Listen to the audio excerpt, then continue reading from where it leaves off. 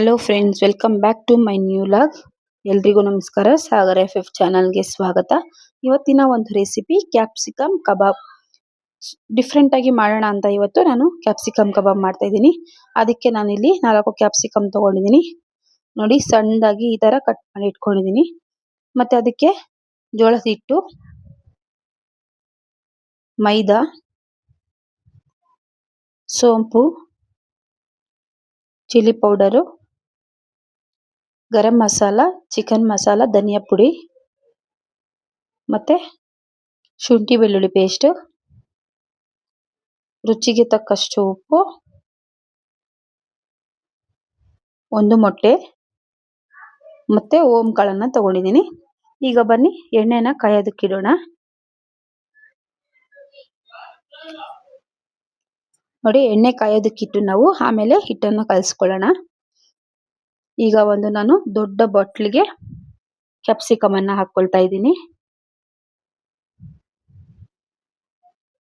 ಈಗ ಮಸಾಲೆ ಪುಡಿಗಳನ್ನ ಹಾಕೊಳ್ತಾ ಇದ್ದೀನಿ. ಧನಿಯಾ ಪುಡಿ, ಗರಂ ಮಸಾಲ, ಚಿಕನ್ ಮಸಾಲ ಎಲ್ಲ ಅರ್ಧ ಸ್ಪೂನ್ ಹಾಕೊಂಡಿದ್ದೀನಿ.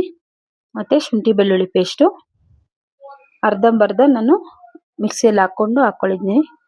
ಓಂ ಕಾಳನ್ನ ಹಾಕೊಳ್ತಾ ಇದ್ದೀನಿ, ಅರ್ಧ ಟೀ ಸ್ಪೂನು. 2 ಟೇಬಲ್ ಸ್ಪೂನ್ ಅಷ್ಟು ಚಿಲ್ಲಿ ಪೌಡರು,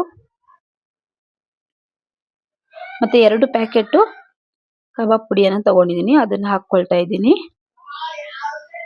ಮತ್ತೆ ಮೈದಾ 2.5 ಟೇಬಲ್ ಸ್ಪೂನ್ ಅಷ್ಟು ಹಾಕೊಳ್ತಾ ಇದ್ದೀನಿ.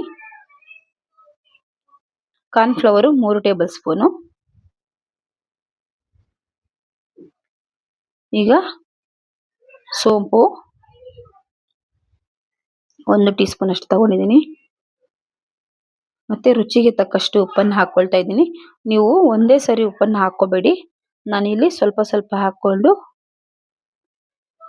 ಕಡಿಮೆ ಆದ್ರೆ ಆಮೇಲೆ ಹಾಕೊಳ್ಳೋಣ ಅಂತ ಸ್ವಲ್ಪ ಹಾಕೊಂಡಿದ್ದೀನಿ. ಈಗ ಒಂದು ಮೊಟ್ಟೆಯನ್ನ ಒಡೆದು ಹಾಕೊಳ್ಳೋಣ.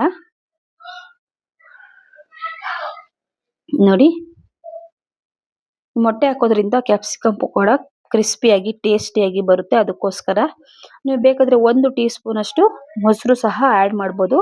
ನಾನಿಲ್ಲಿ ಹಾಕಿಲ್ಲ ಅಷ್ಟೇ. ಈಗ ನಾವು ಇದನ್ನ ನೀಟಾಗಿ ಮಿಕ್ಸ್ ಮಾಡ್ಕೊಳ್ಳೋಣ.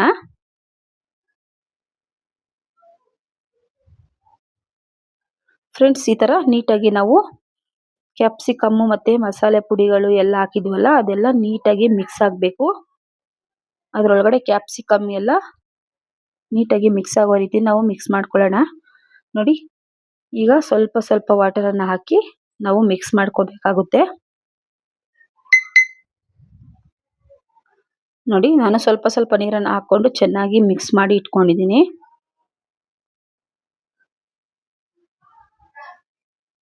ನೋಡಿ, ಈ ರೀತಿ ಮಿಕ್ಸ್ ಮಾಡ್ಕೋಬೇಕು. ಇದನ್ನೇ ನಾವು ಎಣ್ಣೆ ಕಾದಿದ ತಕ್ಷಣ ಹಾಕೊಂಡ್ರೆ ಸಾಕು, ನೆನೆಯೋದೇನು ಬೇಡ. ಈಗ ಎಣ್ಣೆ ಕಾದಿದೆ, ಅದರಲ್ಲಿ ಒಂದೊಂದಾಗಿ ಕ್ಯಾಪ್ಸಿಕಮ್ ಪೀಸನ್ನ ಹಾಕೊಳ್ಳೋಣ.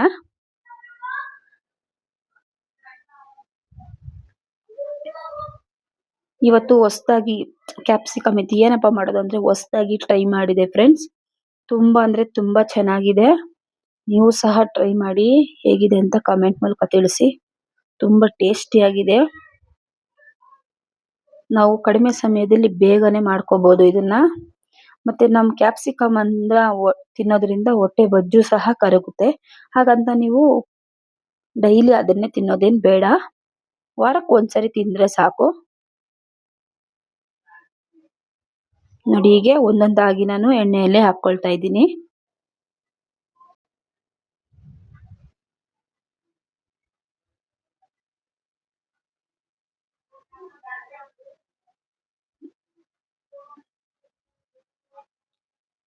ನೋಡಿ, ಈಗ ಬೇಗನೆ ಬೆಂದ್ಬಿಡುತ್ತೆ ಇದು. ಅದಕ್ಕೋಸ್ಕರ ನೀಟಾಗಿ ಒಂದು ಹಾಕಿದ್ 2 ಸೆಕೆಂಡ್ಗೆ ನೀವು ಈ ತರ ತಿರುಗಿಸ್ಕೋಬೇಕಾಗುತ್ತೆ ಸೌಟಲ್ಲಿ.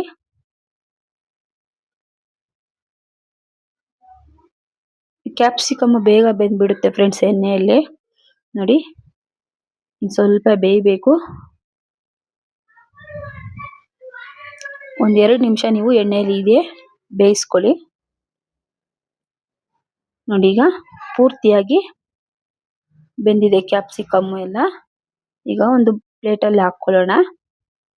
ನೋಡಿ ಫ್ರೆಂಡ್ಸ್ ಎಷ್ಟು ಚೆನ್ನಾಗಿದೆ ಅಂದ್ರೆ ಇದೇನ್ ಗೊತ್ತಾ ಕ್ಯಾಪ್ಸಿಕಮ್ ನೈಸ್ ಆಗಿರುತ್ತಲ್ವಾ ಆ ಕಡೆ ಅಂಟೋದಿಲ್ಲ ಇದು ಹಿಟ್ಟು ಎಲ್ಲ. ನೋಡಿ ಎಷ್ಟು ಚೆನ್ನಾಗಿದೆ ಅಂತ. ಆ ಕ್ಯಾಪ್ಸಿಕಮ್ ಒಳಗಡೆ ಭಾಗ ಇರುತ್ತಲ್ಲ ಅದು ಮಾತ್ರ ಅಂಟ್ಕೊಳ್ಳುತ್ತೆ ಅಷ್ಟೇ. ಆದ್ರೆ ತುಂಬಾ ಟೇಸ್ಟಿ ಆಗಿರುತ್ತೆ. ಬನ್ನಿ ಇನ್ ಸ್ವಲ್ಪ ಇದೆ ಕ್ಯಾಪ್ಸಿಕಮ್ ಅನ್ನ ಅದನ್ನು ಸಹ ಎಣ್ಣೆಯಲ್ಲಿ ಹಾಕೊಂಡ್ಬಿಡೋಣ.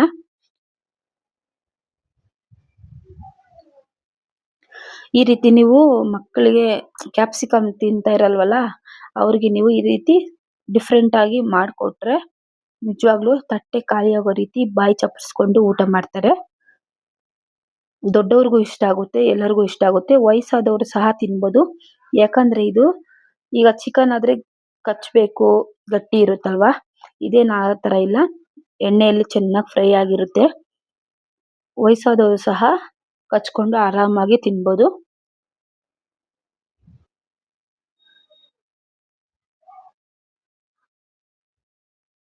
ನೋಡಿ ಎಷ್ಟು ಚೆನ್ನಾಗಿ ಬಂದಿದೆ ಅಂತ ಕ್ಯಾಪ್ಸಿಕಮ್ ಕಬಾಬು.